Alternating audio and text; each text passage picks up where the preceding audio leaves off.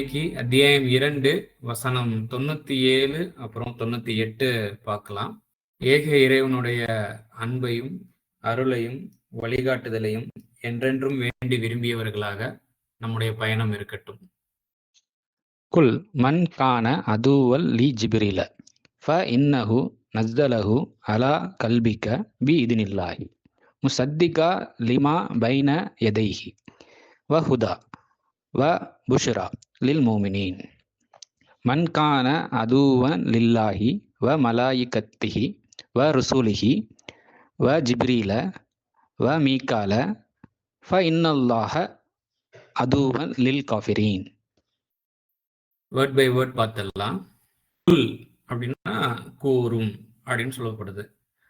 மன் கான அதுவன் லி ஜிப்ரீல, யார் ஜிப்ரீலுக்கு எதிராக இருக்கின்றாரோ, மன்னா ஹூவர் யாரு, காணனா இருக்கின்றார், யார் இருக்கின்றார், எதிராக எனிமியாக விரோதியாக எதிராக யார் இருக்கின்றார், யாருக்கு, லி ஜிப்ரீல. ஸோ ஜிப்ரீல்னா என்ன அப்படிங்கிறது நம்மளுக்கு தெரியும். ஃபர்ஸ்ட் டைம் அந்த வேர்டு இனிஷியேட் ஆகுது, நம்மளுக்கு சொல்லி காமிக்கப்படுது. ஸோ இப்போ அவங்க யாரு அப்படின்னா ஜிப்ரேலுக்கு எதிராக இருக்குன்னா அந்த ஜிப்ரேல் யாரு அப்படிங்கிறது அடுத்தது வருது. இன்னஹு நிச்சயமாக அவர், நஸ்ஸலஹு இதை இறக்கி வைக்கின்றார், அலா கல்பிக உனது இதயத்தின் மீது, பி இதினில்லாஹி இறைவனின் அனுமதியை கொண்டு அப்படின்னு சொல்லிட்டு அர்த்தம். ஸோ இறைவனின் அனுமதியை கொண்டு உனது இதயத்தின் மீது அதை இறக்கி வைக்கின்றார், நிச்சயமாக அவர். நிச்சயமாக அதுன்னு கூட நம்ம போடலாம். ஏன்னா ஜிப்ரேல் அப்படிங்கிறது ஒரு நபரா இல்ல அந்த நபரைக்குள்ள இருக்கக்கூடிய ஒரு கேரக்டரைசேஷன், அதை மையப்படுத்தி பேசுதா அப்படிங்கிறத நம்ம பார்க்கணும். பெரும்பாலும் அந்த கேரக்டரைசேஷன் என்ன அங்க நடக்குது அப்படிங்கிற அந்த செயல்முறையைத்தான் அங்க ஹைலைட் பண்ணும், ஒரு நபராக இருந்தாலும். ஏன்னா நம்ம மனிதர்கள் எல்லாரையுமே நபர்னு சொல்லலாம். அந்த நபர்ல ஒரு குறிப்பிட்ட ஒரு விஷயத்த சொல்லக்கூடியதாக இருக்கிறதுனால அது அப்படிங்கிறதும் இங்க சரியாக பொருந்தும். ஜிப்ரேல்ங்கிறது என்ன மாதிரியான உணர்வை உள்ளடக்கி இருக்கு, அது ஒரு நபராக இருந்தாலும் ஒரு ஆளாக இருந்தாலும் அதற்குள்ள என்ன மாதிரியான உணர்வுகள், கேரக்டரைசேஷன் உள்ளடங்கி இருக்கு அப்படிங்கிறதையும் நம்ம கவனிக்கணும். அவர் தான் அது என்ன பண்ணுது, அவங்க என்ன பண்றாங்க அப்படின்னா இன்னஹு நிச்சயமாக அது அல்லது நிச்சயமாக அவர், நஸ்ஸலஹு அலா கல்பிக பி இதினில்லாஹி இறைவனின் அனுமதியை கொண்டு உனது இதயத்தின் மீது, உனது இதயத்தின் மீதுங்கும் போது நம்ம தான் வாசிக்கக்கூடியவர்கள். ஆரம்ப காலகட்டத்தில் எடுக்கிறதா இருந்தா ரிசீவ் பண்ண முகமது நபி, அவரை பார்த்து சொல்ல மாதிரி இருக்கும். அவங்க நம்மளுக்கு இந்த தூது செய்தியை கொடுத்துட்டு போயிருக்காங்க, அவங்க மூலயமா நம்மளுக்கு கிடைச்சிருக்கு. ஸோ நம்ம வாசிக்கக்கூடிய யாராக இருந்தாலும் அந்த க அப்படிங்கிறது நம்மளை தான் வாசிக்கக்கூடியவங்களை குறிக்கும். ஸோ உனது இதயத்தின் மீது இதை இறக்கி வைக்கின்றார். ஸோ இப்போ இந்த குரான் விஷயம், இதுக்கு மேல உள்ள வசனங்கள், பேசப்பட்ட விஷயங்கள், இதுக்கப்புறம் பேசக்கூடிய விஷயங்கள், இது எல்லாமே இறைவனின் அனுமதியை கொண்டு அது இறங்குகின்றது. அது அதால் அந்த ஜிப்ரேல் மூலயமாக இறக்கி வைக்கப்படுகின்றது அப்படிங்கிற அந்த உணர்வு கொடுக்கப்படுது. மேலும் அதை பத்தி சொல்லப்படுது. முசத்திகன் லிமா பைன எதைஹி, எதைஹின்னா அதன் முன்னிடையே, அதாவது பைன எதைஹி அப்படின்னா அதன் முன்னிடையே உள்ளதற்கு முசத்திகாவா இருக்குது. முசத்திகா சாது தாலு காஃப் அப்படிங்கிற அந்த இது வருது. சிம்பிளா சொல்றதா இருந்தா நம்ம முன்னாடியே உள்ளதை மெய்ப்பிப்பதாக இருக்கின்றதுன்னு சொல்லிட்டு நார்மலா மொழியாக்கத்துல இருக்கு. அந்த ஸ்வாது தாலு காஃப் அப்படின்னு வந்தா அதுல தர்மம் அப்படின்ற ஒரு அர்த்தமும் இருக்கு, அதாவது நியாய தர்மம் அந்த அடிப்படையிலையும் இருக்குது. தானம் அப்படின்ற ஒரு அர்த்தமும், அது சேரிட்டி அப்படின்ற ஒரு அர்த்தமும் அதற்குள்ள இருக்கு. ஸோ இந்த ரெண்டு, தானம் என்ற ஒரு அர்த்தமும் நியாயம் என்ற ஒரு அர்த்தமும் இது உள்ளடங்கி இருக்கு இல்லையா. இந்த ரெண்டத்தையும் குறிக்கிறதுக்கு இந்த ஸ்வாது தால் காஃப் என்ற அந்த எழுத்துக்களை கொண்டு வார்த்தை அரபில இருக்கு. அதே போல தமிழ்ல பார்த்தோம்னா தர்மம். ஸோ தர்மம்ங்கிற ஒரு வார்த்தை நம்ம சேரிட்டி தானத்துக்கும் பயன்படுத்துறோம், நியாயத்துக்கும் நம்ம பேசும்போது பயன்படுத்துவோம் தர்மம்ங்கிற ஒரு வார்த்தை. ஸோ அதே இங்க கொண்டு வர தர்மங்கிற வார்த்தையை இங்க போடுறதா இருந்தா நம் முன்னிடையே உள்ளதற்கு, அதன் முன்னிடையே உள்ளதற்கு, எந்த விஷயம் நம்மளுக்கு இறக்கி வைக்கப்படுகின்றதோ அதன் முன்னிடையே இருக்கக்கூடிய விஷயம்லாம் இருக்கு இல்லையா, அதுல இருக்கக்கூடிய தர்மத்தை கொண்டதாக, அதுல இருந்து தர்மத்தை வெளிப்படுத்தக்கூடியதாக அந்த விஷயங்கள் இறக்கி வைக்கப்படும். நம்ம ஏதாவது வந்துட்டு ஒரு சூழலை எப்படி செய்யணும்னு தெரியாம நம்ம வந்துட்டு முழிச்சுட்டு நிக்கிறோம் அப்படின்னா அதுல நியாயமா எப்படி செயல்படுறது அப்படிங்கிற விடயத்தை கொண்டதாக அந்த விஷயம் நமது இதயத்தின் மீது இறக்கி வைக்கப்படும். அதுதான் வந்துட்டு ஜிப்ரேல். இந்த மாதிரியான உணர்வுகளுக்கு யார் எதிராக இருக்கின்றாரோ அப்படின்ற ஒரு புரிதலும் இப்ப வெளிப்படுது. இன்னும் அது என்ன பண்ணுது அப்படின்னா வஹுதன், அது வந்துட்டு வழிகாட்டக்கூடியதாகவும் இருக்குது. வ புஷ்ரா அப்படின்னு சொல்லிட்டு இன்னும் வந்துட்டு அது வந்து ஜீவிதம். புஷ்ரானா வந்துட்டு நற்செய்தி அப்படின்னு சொல்லுவாங்க. அதாவது நான் வந்து ஜீவிதம்ங்கிற ஒரு வார்த்தையை வந்து பயன்படுத்துறேன். ஏன்னா பஷருங்கிற ஒரு வார்த்தை வந்துட்டு நபரை குறிக்கிறதுக்கும் பயன்படுது, நற்செய்தி இன்ஃபர்மேஷன் கிளாட் டைடிங்ஸ் அதுக்கும் பயன்படுத்தப்படுது. இது ரெண்டத்தையும் கவர் பண்ற மாதிரி ஒரே மாதிரியான தமிழ் வார்த்தை தேடும் போது ஜீவன் ஜீவிதம் அப்படின்ற ஒரு வார்த்தை. ஸோ பஷருங்கிற ஒரு வார்த்தை வரும்போது ஒரு நபரை குறித்து வசனம் பேசுது அப்படின்னா ஜீவன் போட்டுடுறேன். அதே சமயத்துல ஒரு செய்தி இன்ஃபர்மேஷனை பத்தி பேசுது அந்த வசனம் அப்படின்னா ஜீவிதம் சொல்லிட்டு போட்டுரும். இந்த இடத்துல ஜீவிதம் அப்படிங்கிறது தான் கான்டெக்ட் படி வருது. ஸோ அது வந்து வழிகாட்டுதலாகவும் ஜீவிதமாகவும், அதாவது உயிரோட்டம் மிக்க ஒரு வாழ்க்கைக்கான ஒரு செய்தியாகவும் இருக்கின்றது. யாருக்கு அப்படின்னா லில் மூமினின். மூமினின்னா நம்பிக்கை கொண்டவர்கள் அப்படின்னு எடுக்க முடியும். அந்த நம்பிக்கை கொண்டவர்கள்னா அபயம் பெறுபவர்கள், பாதுகாப்பு பெறுபவர்கள், அதாவது மித்தவங்களுக்கும் தொந்தரவு கொடுக்காம தானும் பிறருக்கு தொந்தரவு இல்லாத ஒரு வாழ்க்கையை வாழணும்னு நினைக்கிறாங்க இல்லையா, அவங்க தான். ஸோ இவங்க யாருக்கும் பிரச்சனை பண்ணாம வாழக்கூடியவர்கள்ப்பா அப்படின்னு சொல்லுவாங்க. உங்கள்ட்ட போனா பாதுகாப்பானவர்கள் தான் அப்படின்னு. ஸோ அந்த மாதிரியான நபர்களுக்கு வந்துட்டு இது வந்துட்டு வழிகாட்டுதலாகவும் ஒரு உயிரோட்டம் மிக்க செய்தியாகவும் அமைகின்றது. ஏன்னா அவங்க வந்து தேடிக்கிட்டு இருப்பாங்க எப்படி வந்துட்டு நல்லபடியா வாழ்றது, பிரச்சனை இல்லாம வாழ்றது, நியாயத்தோட எப்படி வாழ்றது அப்படின்னு தேடிக்கிட்டு இருக்கும் போது அந்த விஷயங்கள் அதுல இருந்து வெளிப்படும். அதுல கொஞ்சம் கொஞ்சமா எடுத்து அதை வந்து ஃபாலோ பண்ணிக்கிட்டு இருப்பாங்க. அந்த ஃபாலோ பண்ண ஆரம்பிக்கும் போது அதுல இருந்து கிடைக்கக்கூடிய பாதுகாப்பு உணர்வுகளையும் பாதுகாப்பு அம்சத்தையும் அவங்க கவனிக்கும் போது ஸோ மேற்கொண்டு அந்த வழிகாட்டுதலுக்கு மேல வழிகாட்டுதல் அவங்களுக்கு வந்துட்டு கிடைக்கும். உயிரோட்டமிக்க செய்திகள் அடுத்தடுத்து வந்துகிட்டே விடயங்கள் அவங்களுக்கு கிடைச்சிட்டே இருக்கும் அப்படிங்கிறதும் இங்க உணர்த்தப்படுது. இதுதான் வந்துட்டு ஜிப்ரேல் அப்படிங்கிற ஒரு விஷயம். ஜிப்ரேல் யாரு அப்படின்னு. இது இல்லாம வந்துட்டு ஜிப்ரேல்ன்ற வார்த்தையை வந்துட்டு ரூஹுல் குதுஸ் கூட வந்துட்டு நம்ம ஒப்பிட்டு வந்துட்டு ஒரு புரிதலும் வந்துட்டு நம்ம இஸ்லாமிய சமுதாய மத்தியில இருக்கு. ரூஹுல் குதுஸ், அதுக்கப்புறம் ரூஹுல் அமீன், அதுக்கப்புறம் ஜிப்ரேல், இவங்க எல்லாமே வந்துட்டு ஒன்றோடு தொடர்புடைய ஒரு விடயங்கள் அப்படின்ற ஒரு அண்டர்ஸ்டாண்டிங் இருக்கு. அது ஏன் அப்படி அந்த அண்டர்ஸ்டாண்டிங் இருக்கு, அந்த அண்டர்ஸ்டாண்டிங் குர்ஆன் கூட வந்துட்டு அதை எடுக்க முடியுதா அப்படிங்கிறதையும் நம்ம பார்ப்போம். 98வது வசனத்தையும் வேர்ட் பை வேர்ட் பார்த்துடலாம். ஸோ ஜிப்ரேலோடைய கேரக்டரைசேஷன் என்னங்கிறத சொல்லிட்டு அதுக்கப்புறம் திருப்பி வந்துட்டு யார் ஜிப்ரேலுக்கு எதிரியாக இருக்கின்றாரோன்னு சொல்லி ஆரம்பிச்சுட்டு ஸோ அதுக்கு ஜிப்ரேல் யாரு, அதனோட கேரக்டரைசேஷன் என்னங்கிறதையும் சொல்லிட்டு திரும்பவும் அதே வருது. மன்கான அதுவன் லில்லாஹி, யார் இறைவனுக்கு எதிராக இருக்கின்றாரோ, அதுவன்னா வந்துட்டு எதிரு, காணனா இருக்கின்றது, மன்னா யார் இருக்கின்றார், அதுவன் எதிராக, லில்லாஹி இறைவனுக்கு, வ மலாயிக்கத்திஹி அவனுடைய வானவர்களுக்கு. மலாய்க்கத் அப்படிங்கும் போது அதுல வந்துட்டு மாலிக் என்ற வார்த்தையில இருந்து வரக்கூடிய ஒரு வார்த்தையா இருக்கு. ஸோ அப்ப வந்துட்டு ஆளுமை, ஆட்சி. ஸோ அவன் புறத்திலிருந்து ஒரு அரசாங்கம், ஸோ அவனது அரசாங்கத்திற்கு, அவனுடைய கிங்டம்க்கு, அவனுடைய கிங்டம்ல ஒரு முறை இருக்கு. இங்க நம்ம கண் முன்னாடி என்ன அரசர்கள் தலைவர்கள் எல்லாம் இருந்தா இருக்கும், வந்துட்டு அவங்களையும் எல்லாத்தையும் ஆட்டி படைக்கக்கூடிய ஒரு இயற்கை அரசாங்கம்னு ஒண்ணு இருக்கு இல்லையா, ஏற்றுபவனுடைய கையை சார்ந்த ஒரு கவர்னிங். அதாவது வந்து இயற்கை அரசாங்கம்னா நம்ம இயற்கைனா என்னங்கிறதையும் நம்ம வழங்கிக்கணும். இயற்கைங்கிற ஒரு வார்த்தையை பயன்படுத்துறேன் இல்லையா.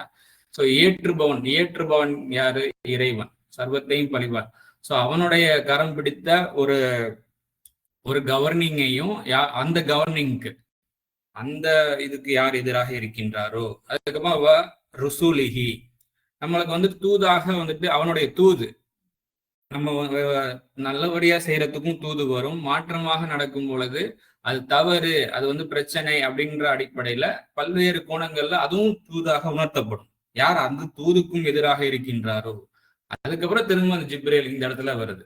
வ ஜிப்ரேல, ஜிப்ரேல்னா என்ன அப்படிங்கிறது முந்தின வசனமே நம்மளுக்கு கிளாரிட்டி கொடுக்குது. அது என்னன்னா, இறைவனின் அனுமதியை கொண்டு நமது இதயத்தில் இதை அப்படிங்கும் போது இந்த குரான் செய்திகள், அதுக்கப்புறம் வந்துட்டு அந்த இதை அப்படிங்கிறது நம்ம முன்னாடி என்ன இருக்கோ, இந்த இதைங்கிறது இந்த குரான் இப்போ இருக்கிறது நம்மளோட சூழல், நம்ம எந்த மாதிரியான சூழல்ல வாழ்ந்துகிட்டு இருக்கோமோ அந்த சூழல்ல இருக்கக்கூடிய விடயத்திற்கு தர்மத்தை கொண்டதாக, அது எப்படி தர்மத்தோட வாழ்றது அப்படின்ற கொண்ட விஷயமாக இறக்கி வைக்கப்படக்கூடிய அந்த இடத்துல எது எது தர்மமோ அதை வந்துட்டு கொண்டு வந்து சேர்க்கக்கூடிய ஒரு விடயமா, நம்ம இதயத்தின் மீது கொண்டு வந்து சேர்க்கக்கூடிய விடயமாக இந்த ஜிப்ரேல், அந்த ஜிப்ரேலுக்கு யார் எதிராக இருக்கின்றாரோ.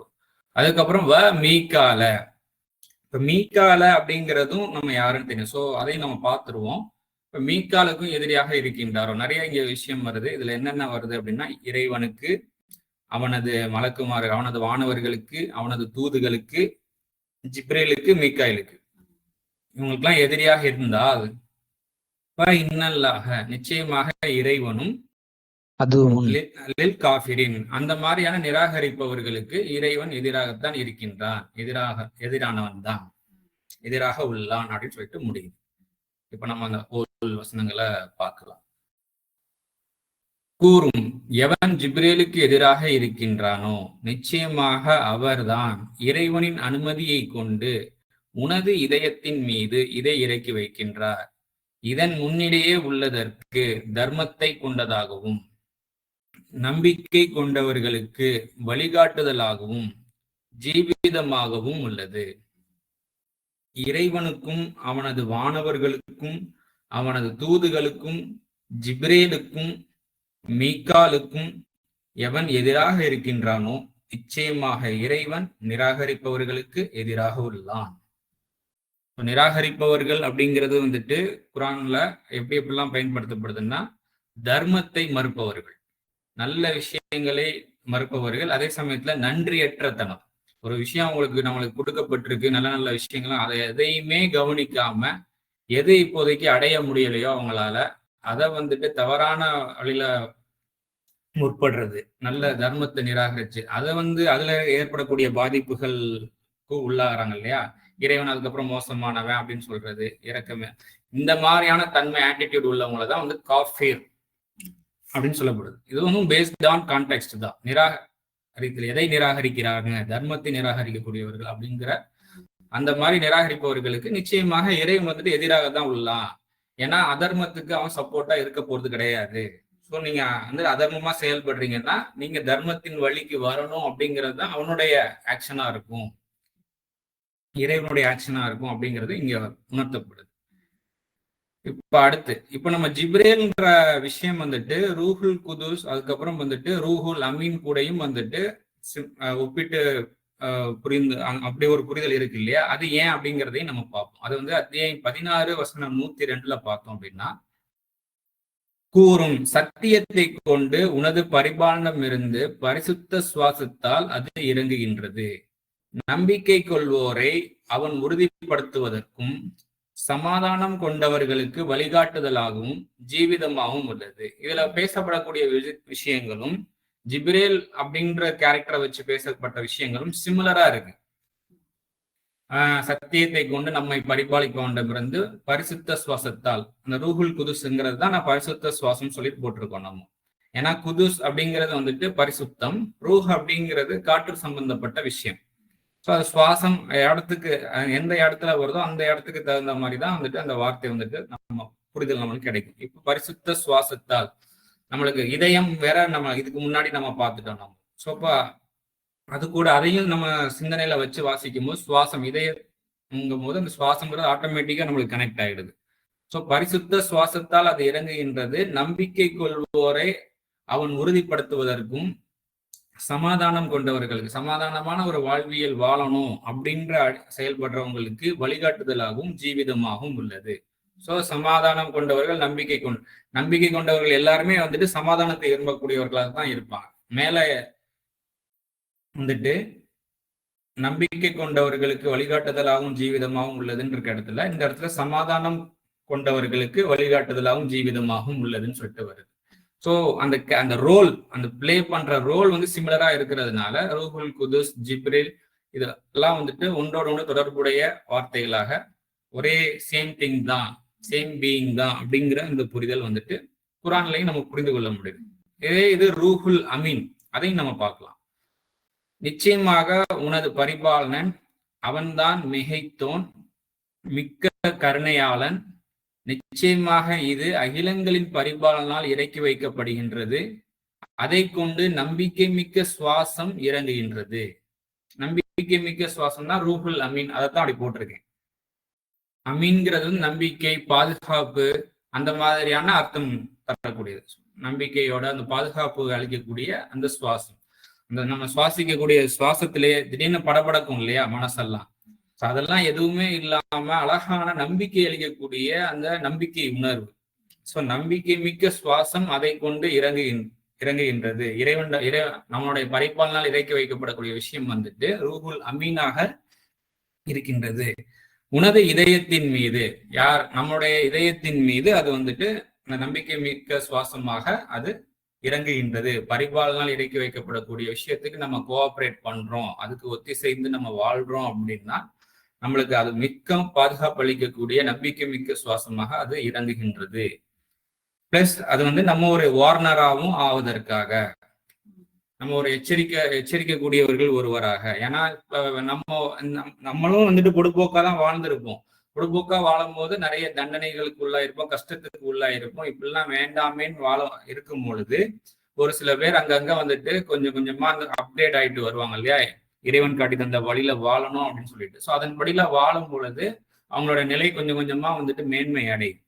ஸோ அதன் மூலயமா வந்துட்டு தவறாக நடந்தால், பொடுபோக்காக நடந்தால் சிக்கலுக்கு உள்ளாவுங்கிறத அவங்க வாழ்க்கையில பட்டு அதுக்கப்புறம் வந்துட்டு அந்த அப்கிரேட் ஆகி வரும்போது மித்தவங்களுக்கு அழகான முறையில அவங்க வந்து எச்சரிக்கை செய்ய முடியும்.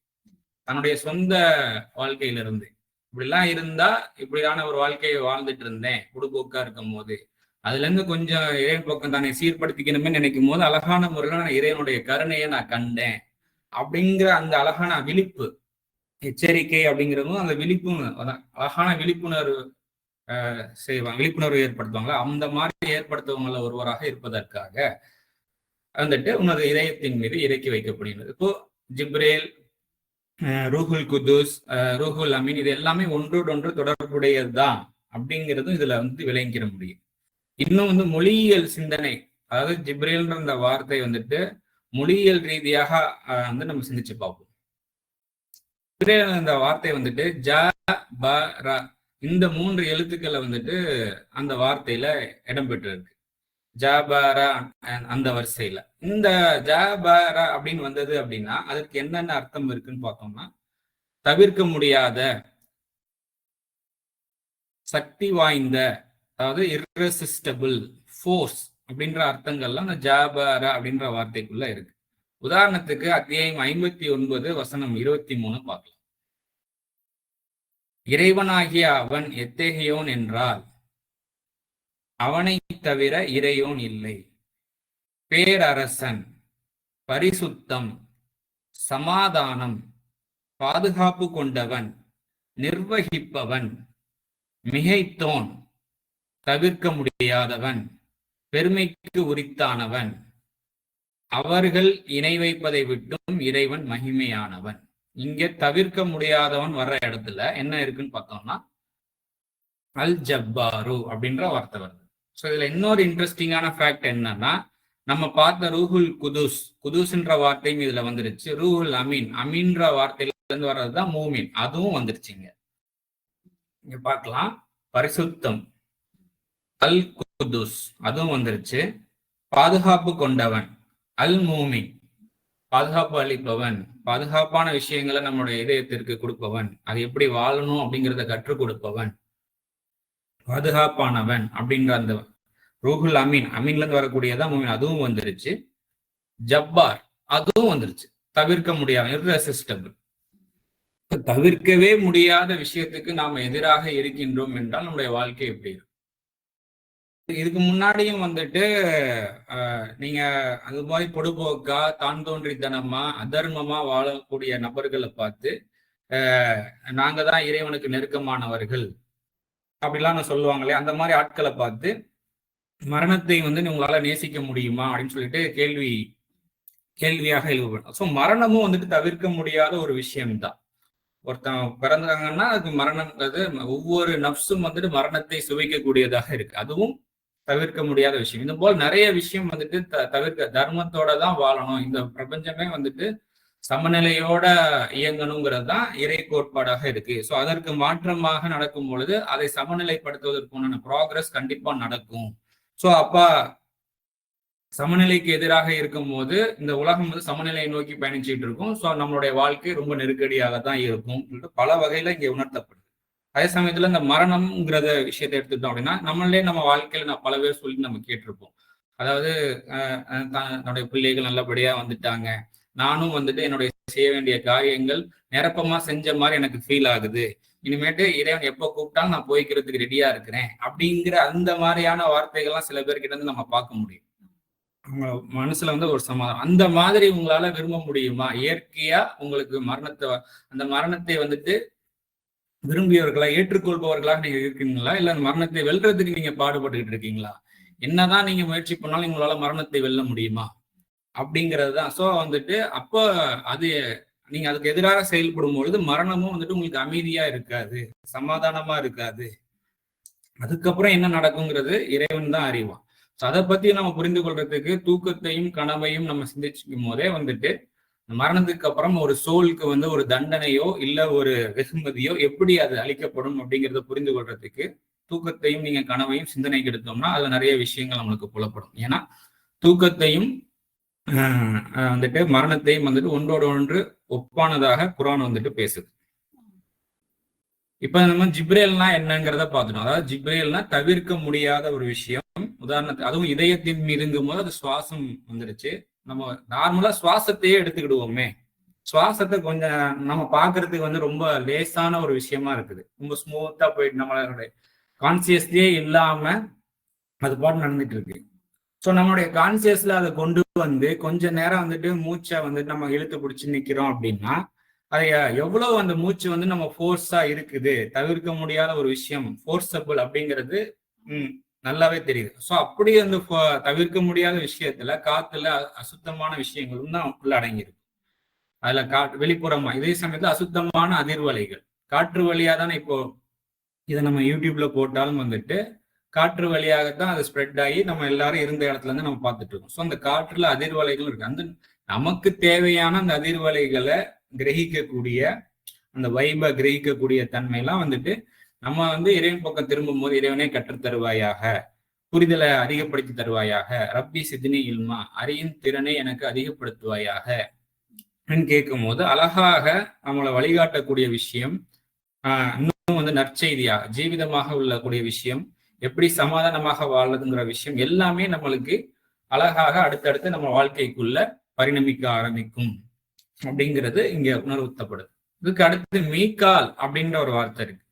அதுக்கு என்ன அர்த்தம் அப்படிங்கிறதையும் நம்ம சிந்தனைக்கு எடுப்போம், மொழியியல் ரீதியாக எடுப்போம். இங்க நம்ம மீசான் அப்படிங்கிற ஒரு வார்த்தையை நம்ம கேள்விப்பட்டிருப்போம், பார்த்திருப்போம். அதுக்கு வந்துட்டு அளவிடுதல், எடை போடுதல், தராசு, நிருபை போன்ற அர்த்தங்கள் இருக்கு. இந்த மீசான்ற வார்த்தை வந்துட்டு வ ஜ ந அப்படின்ற அந்த மூல எழுத்துக்களை கொண்டதாக இருக்கு. அதே போல வந்துட்டு மியாத அப்படிங்கிற வார்த்தை வந்துட்டு வாக்கு, வாக்குறுதி, வாக்களிக்கப்பட்டது அப்படின்ற அர்த்தங்களை உள்ளடக்கி இருக்கு. அது வந்துட்டு வ அ த வ ஐன் தால் இந்த மூல எழுத்துக்களை கொண்டதாக இருக்கு. அதே போல மீசாக்க அப்படின்னா உடன்படிக்கை, ஒப்புதல், வாக்குமூலம். அதனுடைய மூல எழுத்துக்கள் பார்த்தோம் அப்படின்னா வ ஷ காஃப். அதே போல மீராசு அப்படின்னா வந்துட்டு அதனுடைய மூல எழுத்து என்னன்னு பார்த்தோம்னா வ ர ஷ. ஸோ அதுக்கு வந்துட்டு வாரிசு, பரம்பரை. மீசாக்க அப்படின்னா உடன்படிக்கை, ஒப்புதல், வாக்குமூலம். இப்ப மீகால அப்படிங்கிறதும் இதே போல மீசான், மியாத, மீசாக்க, மீராச அப்படின்ற அந்த மாதிரி அந்த மீகால அப்படிங்கிற ஒரு வார்த்தையும் வருது. இது எல்லாத்துலயுமே வந்து ரூட் வேர்டு வந்துட்டு எப்படி வந்திருக்கு அப்படின்னா இந்த யா அப்படிங்கிற ஒரு விஷயம் வந்துட்டு இங்க வாவா மாறி இருக்கு. அதுக்கப்புறம் வந்துட்டு இந்த ஜாவும் இந்த நூனும் வந்துட்டு இங்க வந்துருச்சு. அதே போல இங்க வந்துட்டு இங்க இருக்கிற யா வந்துட்டு வாவா மாறிடுச்சு, இங்க ஐனும் தாலும் இங்க வந்துருச்சு. இதன் அடிப்படையில வந்துட்டு இந்த இடத்துல ரூட் கூட நம்ம அப்ளை பண்ணோம் அப்படின்னா அதுக்கு என்ன அர்த்தம் வருதுங்கிறத நம்ம தெரிஞ்சுக்கலாம். ஃபார் எக்ஸாம்பிள் வாவை நம்ம போட்டாச்சு, அதுக்கப்புறம் காஃப் லாமையும் தூக்கி இங்க போடுறோம்.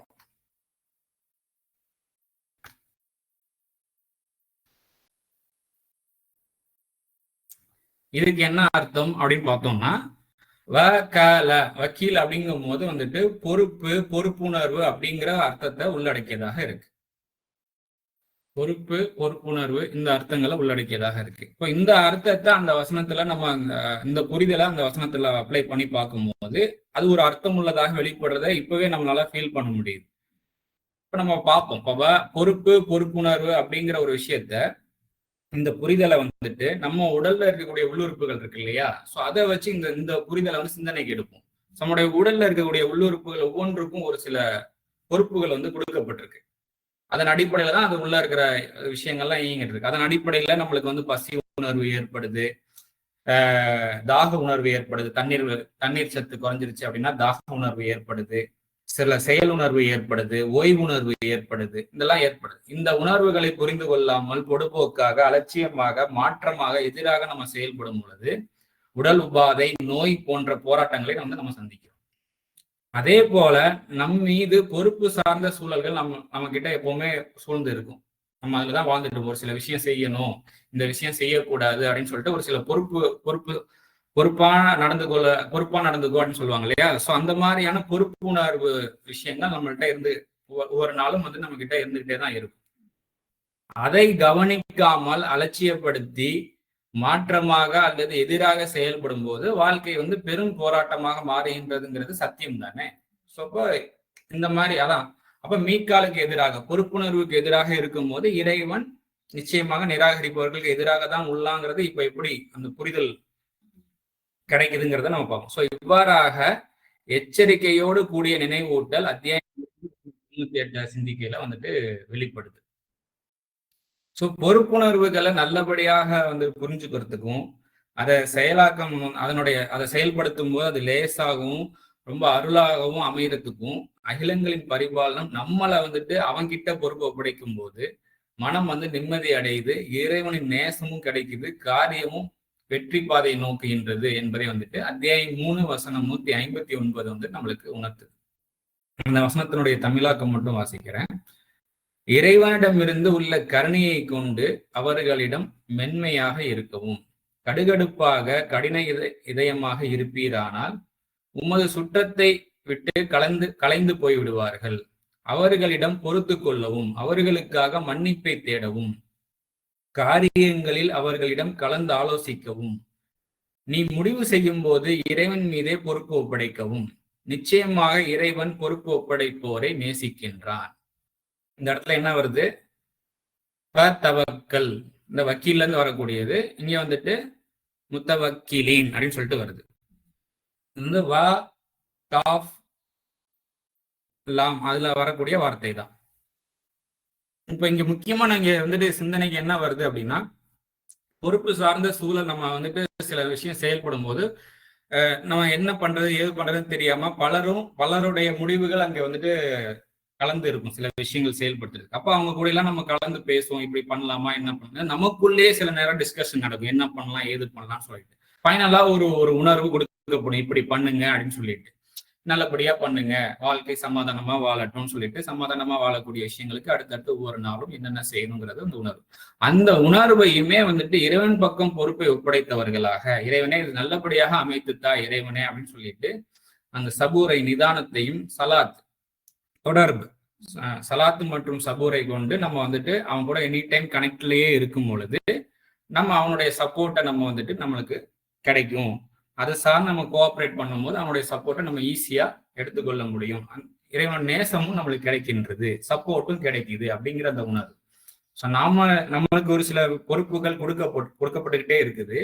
அந்த பொறுப்புகள் இடம் பொருள் சார்ந்து அந்த சமயத்துல அதையுமே நல்லபடியாக ஆக்கித்தான் இறைவனே அப்படின்னு சொல்லிட்டு சர்வத்தையும் பரிபாலிக்கொண்டும் அந்த மனசுல ஏற்பட்ட அந்த விஷயத்த அவன் பக்கம் பொறுப்பு ஒப்படைத்து அதே சமயத்துல நமக்கு கொடுக்கப்பட்ட விஷயங்கள் அலட்சியமும் படுத்தாம அழகான முறையில அதன் சார்ந்து நம்ம செயல்படும் பொழுது அழகாக அதை எப்படி செயல்படுறது, லேசாக எப்படி செயல்படுத்திக்கிறது, அமைதியான மிட்டர்களுக்கும் தொந்தரவு இல்லாம நாமளும் வந்துட்டு தொந்தரவுக்கு உள்ளாகாம எப்படியான அந்த நம்ம வந்து வாழ்க்கை வந்து வாழ்றது அப்படிங்கிறது அழகாக கற்றுக்கொள்வோம் அப்படிங்கிற அந்த உணர்வு இங்க கொடுக்கப்படுது. இப்போ திரும்பவும் அந்த ஹோல் வசனத்தை திரும்பவும் வாசிப்போம். அத்தியாயம் 2 வசனம் 97 அப்புறம் 98. கூறும் எவன் ஜிப்ரேலுக்கு எதிராக உள்ளானோ, அதாவது தவிர்க்க முடியாத விஷயத்துக்கு எவன் எதிராக இருக்கின்றானோ அப்படிங்கிறது தான். ஸோ இறைவனுடைய ஃபோர்ஸ் ஆஃப் காட், அவன் அதுக்கு யாரு, கடவுளுடைய இறைவனுடைய அந்த சக்திக்கு தவிர்க்க முடியாத அந்த விஷயத்துக்கு யார் எதிராக இருக்கின்றானோ அப்படின்னு சொல்லிட்டு வருது. அந்த தவிர்க்க முடியாத விஷயத்துல என்ன அப்படின்னா, நிச்சயமாக அவர்தான், இல்லை நிச்சயமாக அதுதான் இறைவனின் அனுமதியை கொண்டு உனது இதயத்தின் மீது இதை இறக்கி வைக்கின்றது. இதன் முன்னிடையே இந்த விஷயம் வருது இல்லையா, அதன் முன்னிடையே உள்ளதற்கு தர்மத்தை கொண்டதாகவும் நம்பிக்கை கொண்டவர்களுக்கு வழிகாட்டுதலாகவும் ஜீவிதமாகவும் உள்ளது. அதுக்கப்புறம் திரும்பவும் சொல்லப்படுது, இறைவனுக்கும் அவனது வானவர்களுக்கும் அவனது தூதுகளுக்கும் ஜிப்ரேலுக்கும்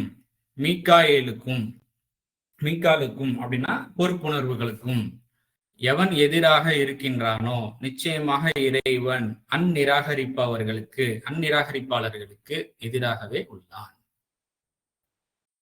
இப்போ வந்துட்டு இந்த வசனங்கள் வாசிக்கும் போது ஒரு எச்சரிக்கை கூடிய ஒரு நினைவு ஊட்டல் நம்மளுக்கு ஒரு புரிதலோட நம்மளுக்கு வெளிப்படுறத நல்லாவே பார்க்க முடியுது. ஸோ கொடுக்கப்பட்ட எச்சரிக்கை வந்துட்டு எதெல்லாம் எப்படிலாம் நடந்து கொள்ளக்கூடாதுங்கிறது நம்மளுக்கு எச்சரிக்கை வெளிப்படுத்தப்பட்டுச்சோ அதன்படி நடக்காம இருக்கிறதுக்கும், எப்படி நடந்து கொள்ளணும் அப்படின்ற நம்மளுக்கு உணர்த்தப்பட்டுச்சோ அதன்படி நடக்கிறதுக்கும் இறைவன் பக்கமே நம்ம பொறுப்பை ஒப்படைச்சு நம்ம செயல்படுவோம். இறைவன் நமக்கு அருள் புரிவானாக. எனக்கு அடுத்து வரக்கூடிய வசனங்களை வரக்கூடிய நாட்கள்ல இன்ஷா அல்லாஹ் பார்ப்போம்.